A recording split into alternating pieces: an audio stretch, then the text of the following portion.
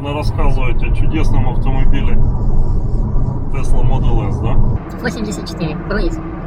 Следующий час едем так. Ты разбуди меня, когда приедем. Окей. Тесла это скорее гаджет, чем автомобиль. Кстати, я на мотике стал ездить с покупкой Теслы, наверное, в 5 раз меньше. На этой машине так не хочется ехать. На этой машине 200 потолок. Зимой я не хочу на ней ездить.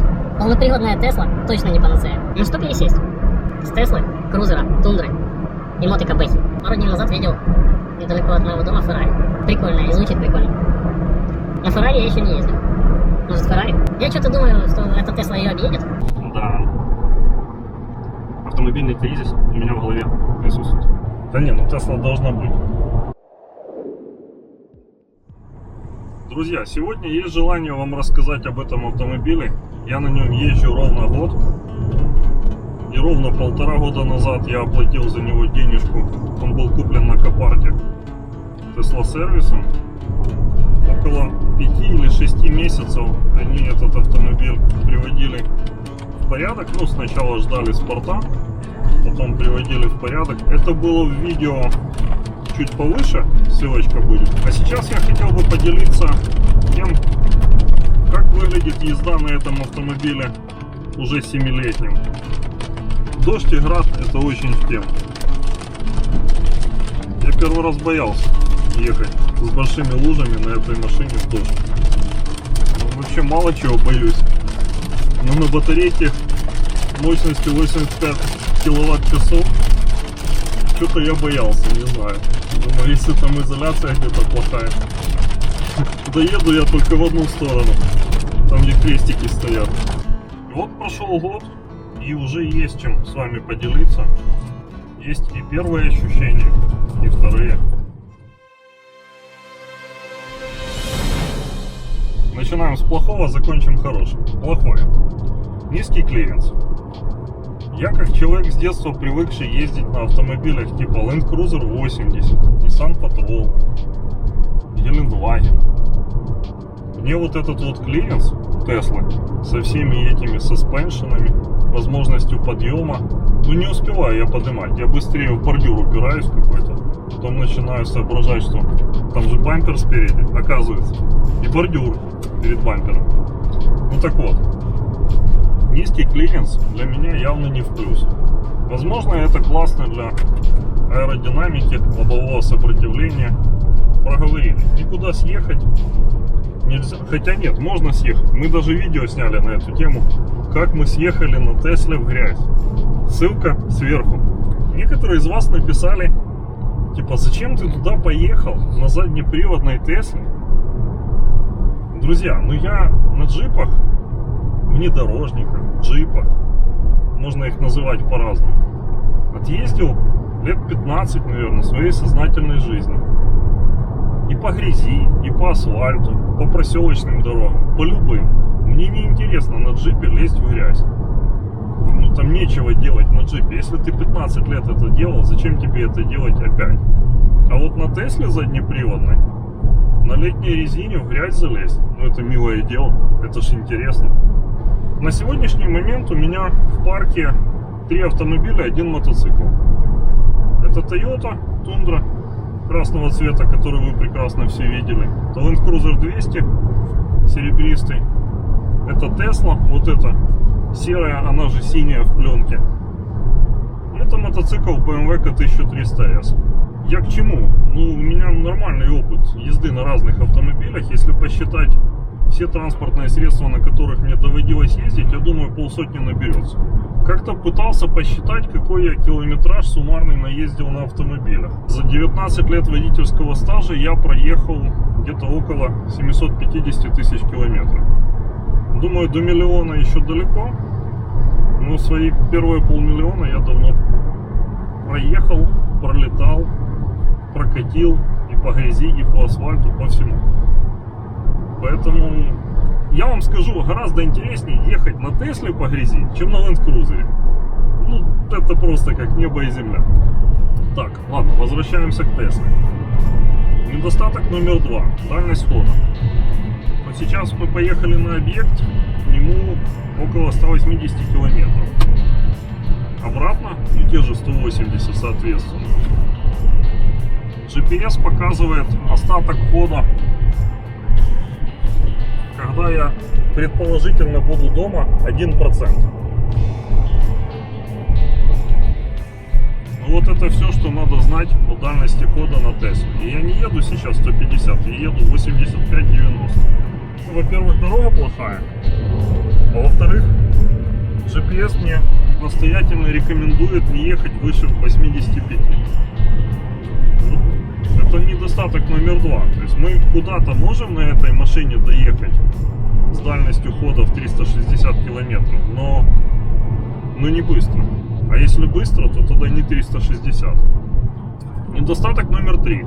Если сравнивать этот автомобиль с 200-кой, например, в 200-ке 7 мест, и моя семья помещается очень комфортно на 3 рядах. Она также помещается и здесь, но уже менее комфортно, потому что 3 детей лучше расселить по 2 рядам. Тем более, если кто-то хочет спать, а кто-то хочет дурака валять. И вот для меня лично это тоже недостаток. Это недостаток номер 3. 5 мест, ограничений. 2 багажника здесь есть. Один из них чуть поменьше, один побольше. Но на самом деле не такие небольшие. Я как-то поездил 8 лет практически на тундре. Понимаю, что размер этих багажников оставляет желать лучшего. То есть они есть, задний большой вроде бы, но смотря с чем сравнивать. Недостаток номер 4. Низкий клиренс, он же недостаток номер 1. Делает невозможным поездки по ямам быстро. Или мы тогда очень быстро, еще быстрее заедем на СТО. На СТО я не очень хочу. Ну, во-первых, СТО по Тесле в Украине это дорого. Во-вторых, возможно, это даже долго.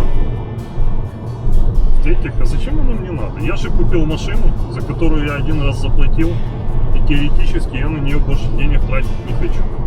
Это то ощущение, которое появилось через несколько недель, а может быть месяц езды на Тесле.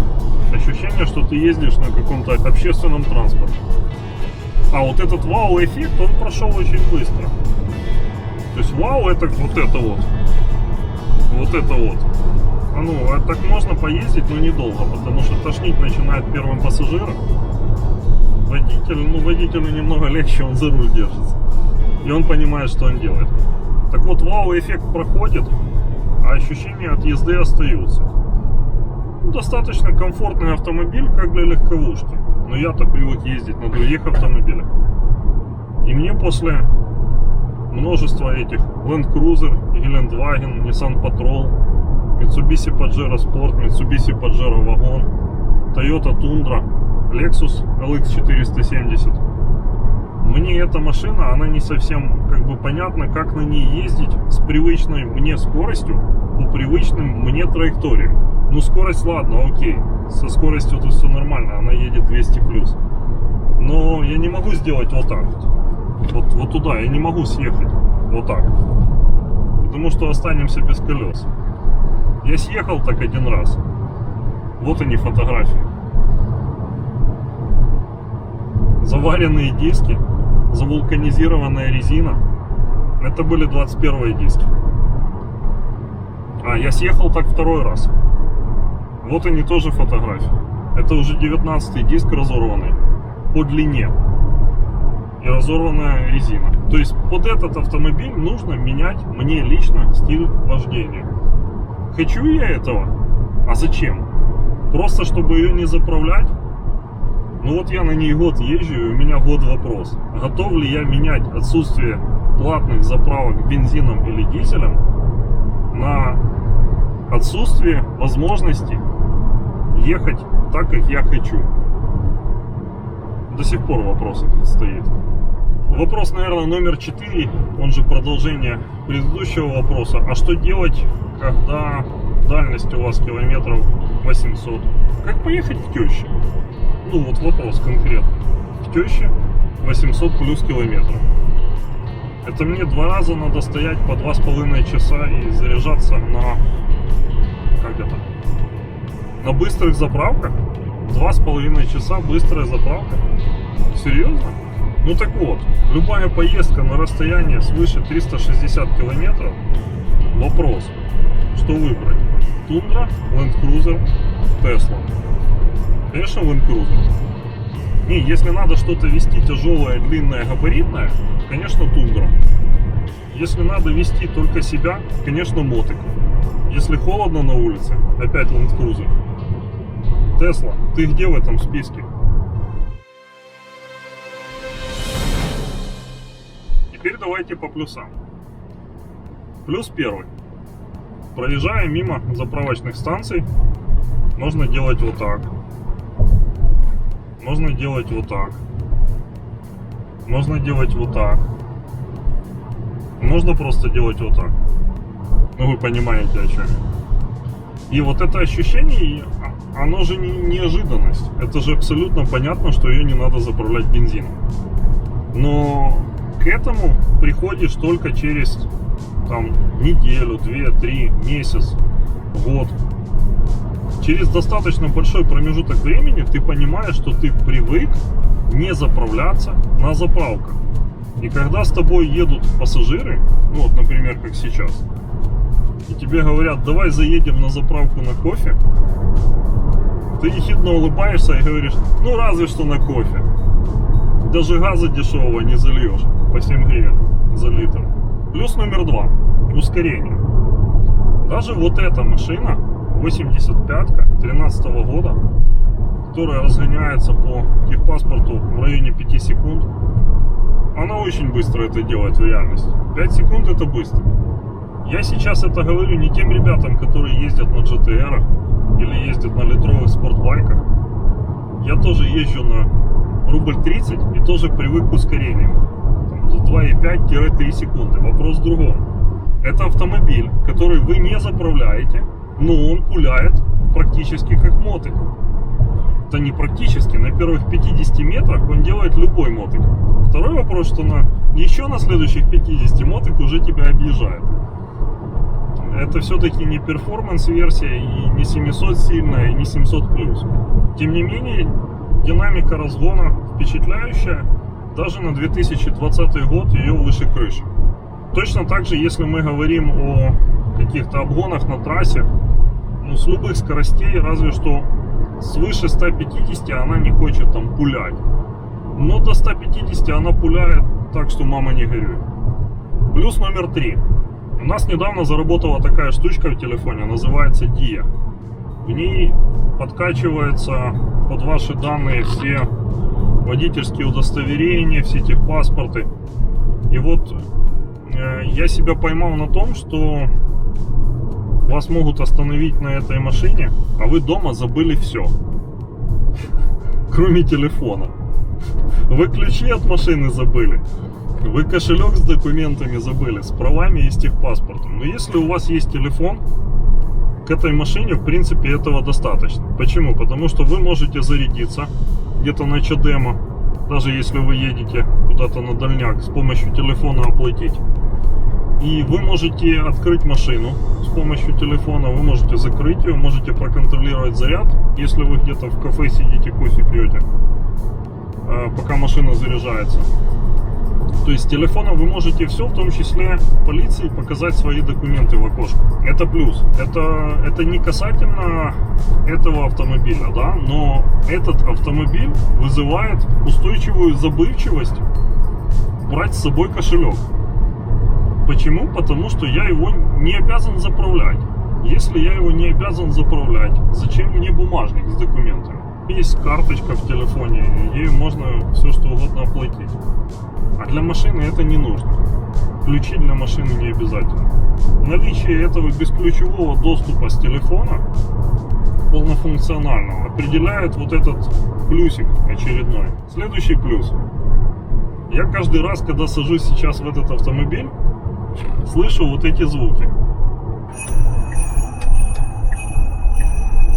Санта-Мод. Самый младший мой ребенок, я не знаю, у него игра такая, чувствует своим долгом в 4 года садиться в машину и каждый раз включать, активировать этот Санта-Мод. Ей нравятся эти колокольчики, ей нравится ощущение праздника, и эта машина эти ощущения дарит. Я не говорю об этих всяких подушках, пукалках это все на своем месте. Но тут есть еще шахматы, тут есть много всего интересного. Самое простое GPS.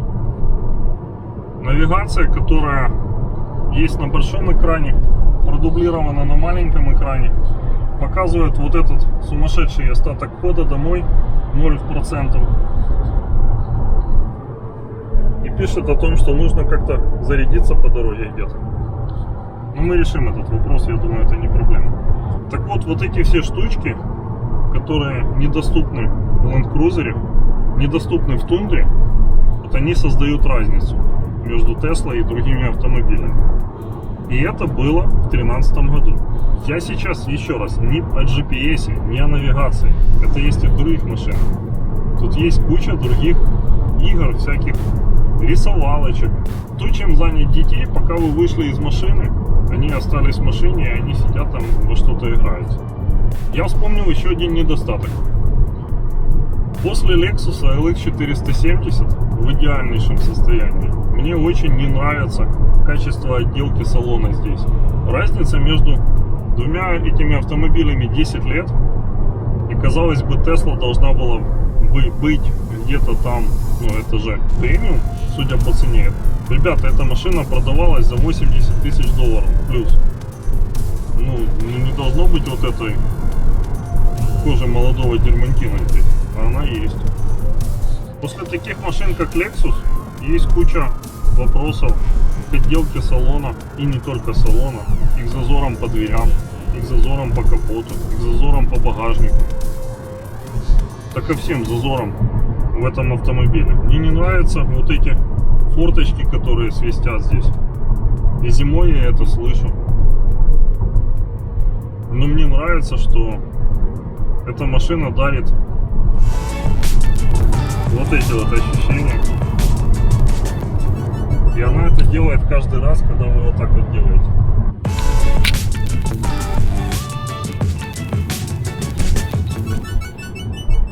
Скажи, прикольно. Ага.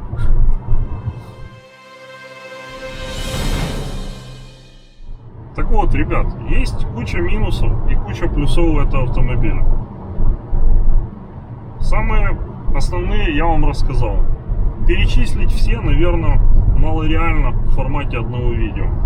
Если у вас есть вопросы по эксплуатации Теслы, задавайте их под видео. Если у вас есть свои мысли какие-то интересные, что лучше, Tesla, Tundra или Land Cruiser 200, пишите в комментарии. Если понравилось видео, ставим обязательно лайк.